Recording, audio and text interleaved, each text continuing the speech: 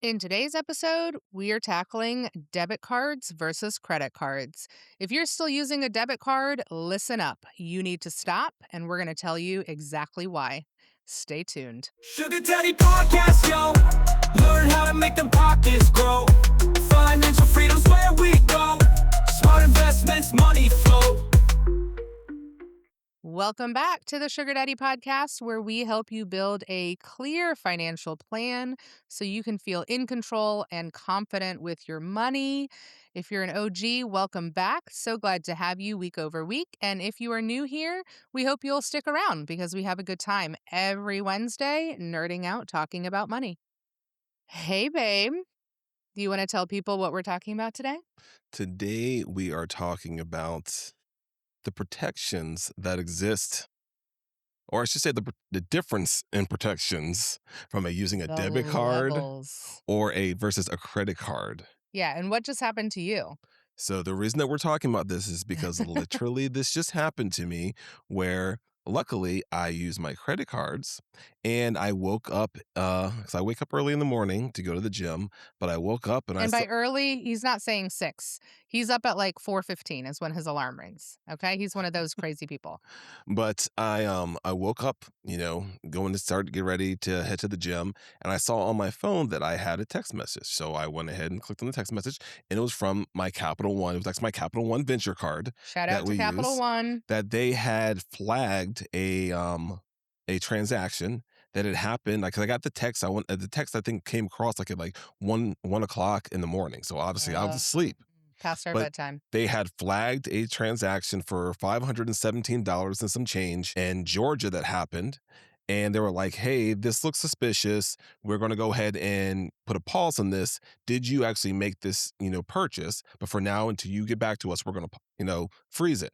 Love that. So obviously, I was like, I did not make that purchase. They were like, okay, so since you didn't make that purchase, we are going to obviously submit the report. We're going to also, stop any other transactions on that card, cancel it, and process sending you a new card. Yeah, they're on it. Shout out to Capital One. Yes. We love you. If you want to sponsor the pod, So hit me up. so all this happened while I was sleeping, and I didn't have to monitor myself because they were monitoring it for me.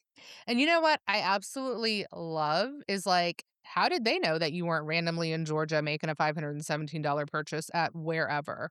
But the fact that it was outside of like your normal spending pattern and they've got these protections, I'm sure it's AI based, something in place to know like, that doesn't seem like Brandon. Like I tell you, when I go to Walmart once a year, You get a flag on it. Like, I get a flag every time. It's like, ooh, you don't shop here. What is this you? And I have to go on my app and say, yes, this was my my purchase. But it's really incredible that they know what you are and are not spending and the thing is, like, the reason we're talking about this is because one, we always want to preface when we're talking about using credit cards, we're talking about using them responsibly. responsibly. This is not talking about running up a high bill and then not being able to pay it off monthly, and now you're Mhm. incurring additional interest and getting yourself into just high levels of debt. That's not what we're talking about. Right. You obviously have to establish the habit first to responsibly use a credit card. But like I've met plenty of people that have good habits, but they just didn't have the financial literacy to use credit cards versus a debit card. Mhm. So in this same scenario, if I had used a debit card, that money would have been gone.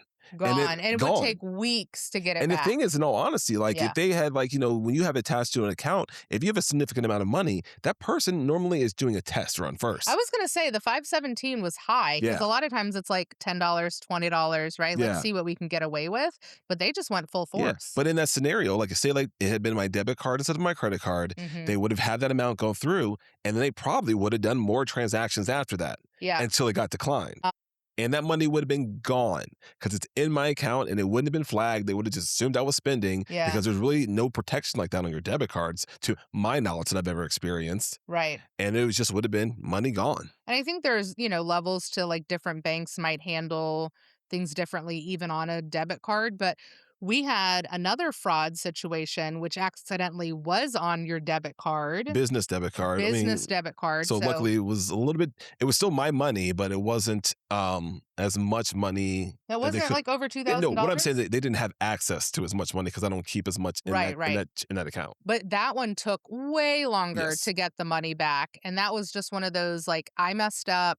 I sent him a link, and I was like, "Ooh, they're running a huge sale. It was too good to be true. We should have known." He used his business debit instead of business credit. It was a whole thing, and it took weeks to get that resolved because here's the reality. When somebody steals your money, the bank doesn't care as much because it's not their money. 100%. Whereas if you are using your credit card, what you're essentially doing is you are borrowing that money. So, yeah, they're going to file the report, they're going to flag it, they're going to want their money back as quickly as possible. Whereas when it's in your debit, your debit bank account, they're like, nah, we can take our time. Yeah, I mean, luckily in this scenario where it was, my business checking account, I did end up getting the money back, and I want to say that it took a little over a month for it to happen. Yeah, it was So, like, if several so, weeks. just think about it this way: if you're somebody and that is your, it was instead of it being a business account, it was your primary checking account, and you're almost living paycheck to paycheck, and you are dependent upon that money to pay bills and get groceries and everything else. Now you are really at a hardship because you are out of that money, as Right. compared to with a credit card. It's not your money per se. So it didn't like, Exactly. if a fraud happens, it's not as if they took cash out of your pocket. Yeah. And I will say, because I know that there's going to be people listening who are like, I just don't trust myself with a credit card. I'm just not there yet. You can literally use a credit card just like a debit card. So you can swipe at the grocery store and tomorrow you can pay that credit card off. You don't need to You wait. could pay it off the same day I as soon mean, as you it could, as soon as as that soon as as soon as it it's, hits. yeah, I mean, but sometimes it'll stay Yeah. pending for a little bit. So I'm just saying, give it 24 hours and then pay it off with the money from your checking Yeah. account, right? So you're essentially using it like a debit card, but you're getting protections. Hopefully, you're getting perks, right? Like with our Capital One Venture card. You get 2 times the points on anything that you spend. So if you spend $100 at the grocery store, you're getting 200 points. Those points, are things that we use to help us travel, book flights, etc. And the thing is, like, I have no idea how the person got the information. Right. I don't Because know at you are all. not missing your physical I card. You haven't physically been to have my Georgia. card.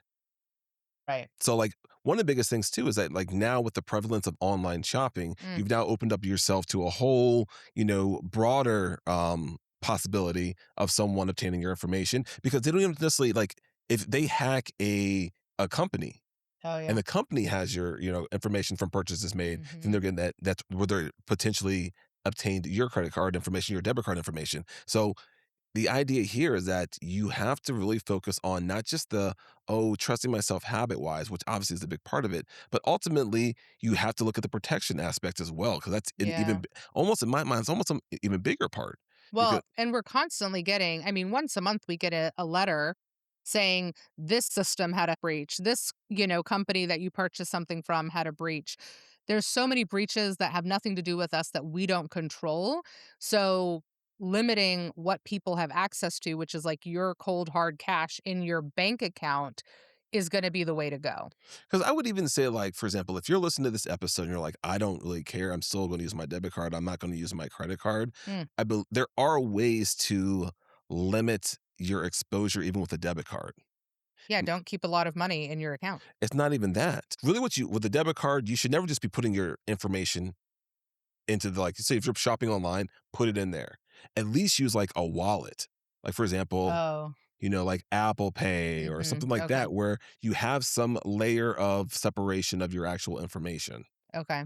And I mean, in all honesty, like, whenever most of the time that I'm doing stuff online, I'm actually using a virtual version of my card, because with a lot of the credit cards, they also allow you to have a virtual card, which isn't the exact same number.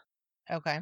So that can add some level of protection there. But the biggest thing we want to stress here is that, like, if I had been using my debit card, I would not have known that money was gone until I checked my bank account.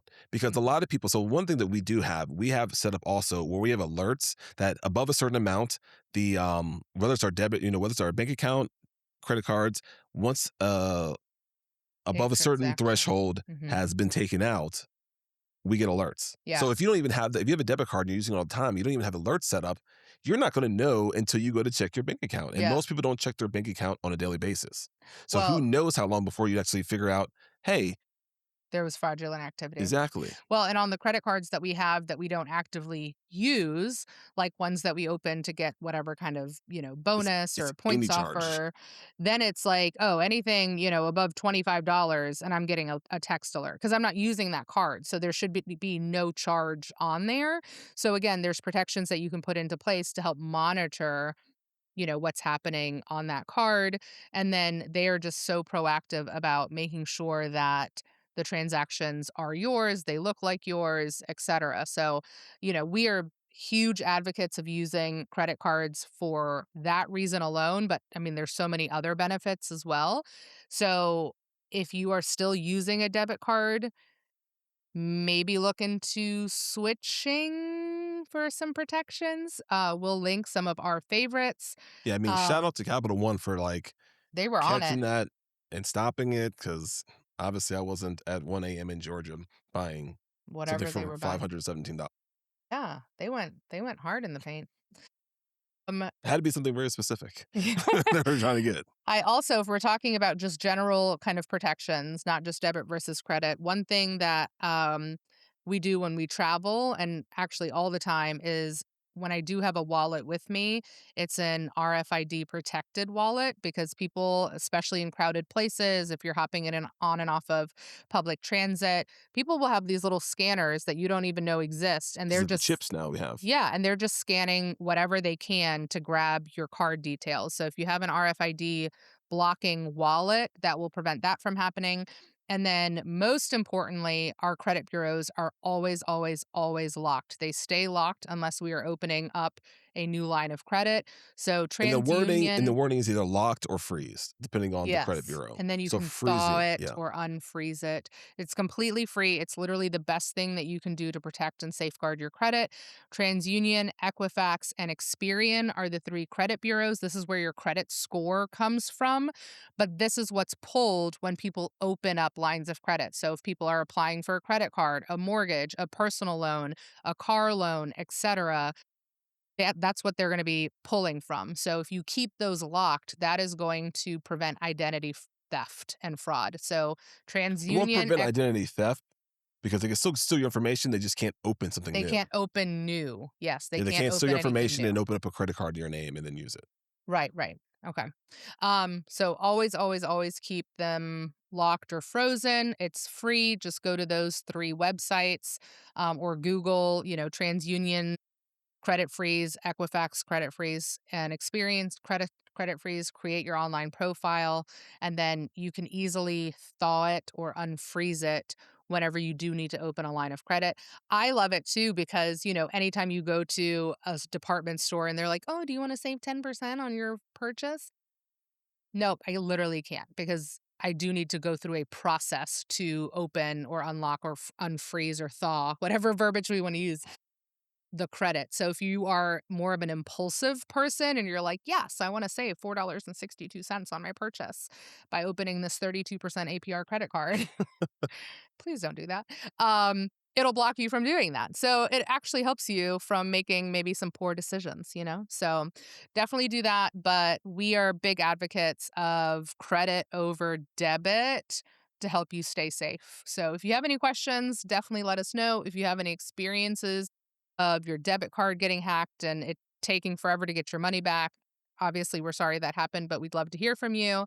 And if you want any of our favorite recommendations for the credit cards that we love, then we will drop that link in the show notes as well.